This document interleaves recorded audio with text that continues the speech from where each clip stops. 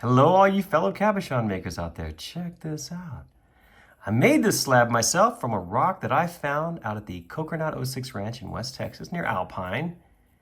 I thought, wouldn't it be interesting to see what type of cabochon we can make from this slab? Now, as you can see, it does have those rough sections on the surface, right? So I am going to have to incorporate that into this cab. Maybe that'll be a disaster. Maybe it'll be beautiful. Let's find out. Let me go ahead and draw a shape on this, and then we'll go from there. Well, what do you think of this? A very basic oval shape. I wanted to include that little crystal vug there at the end and get as much of this beautiful light blue, gray chalcedony as I could.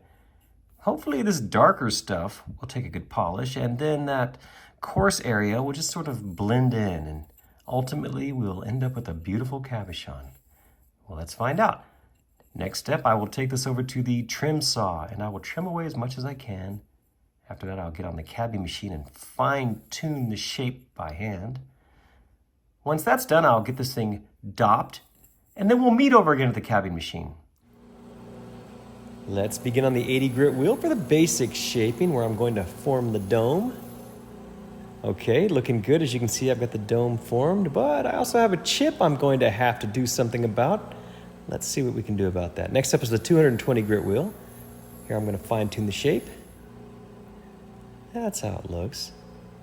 The chip's still there, but it looks better, right? Okay, next up is the 280 grit wheel, where I'm going to push in hard to get rid of any faceting. Now look how smooth it is. And if you notice, there's a very slight shine. The next wheel is the 600 grit. Normally this is where the shine starts to take off. Let's see. There you go. The shop lights are reflecting. That's a good sign at 600 grit.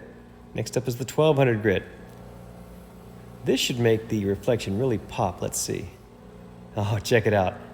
Now, I always show these dry in these videos. That's a good polish for 1200. Let's move on to the 3000.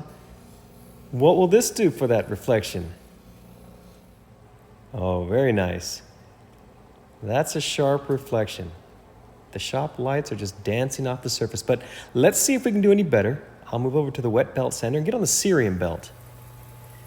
Let's spend a few minutes here. This is about 50,000 grit. Oh, look at that.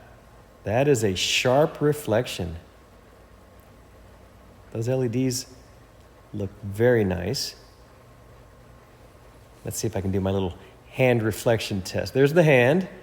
It's a smaller stone, so it's not as obvious, but you can see the hand making all kinds of gestures. All right, enough of that. Let's take this inside now for a closer look. Well, what do you think? This West Texas Kokernot 06 Agate cabochon is all finished. Check it out. Ooh. Wow, what a pretty rock, don't you think? Yes, it has lots of little flaws in it. As you can see, there's no escaping that. But that little crystal vug right there turned out pretty cool, don't you think? Oh, and these little soft spots, they are what they are. What are you gonna do? I like how it kind of glows when I get it up close to the lens of this iPhone. Look at that nice reflection. You can see all three of those lenses. I wonder which one I'm actually using. I never have learned which one is the telephoto lens and which is the wide angle. Anyway, I'm pretty happy with the way this thing turned out. It's got a good shape. It's smaller than I usually make. In spite of that, I still think it turned out pretty nice. That little fracture right there, I was able to, well, almost make that completely go away. This is how we started. That was 7 grits ago. And this is how we ended up. I hope you agree it is a marked improvement, right? Wow.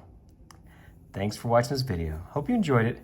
Oh, and please remember to check my other videos for more like this. Thanks again.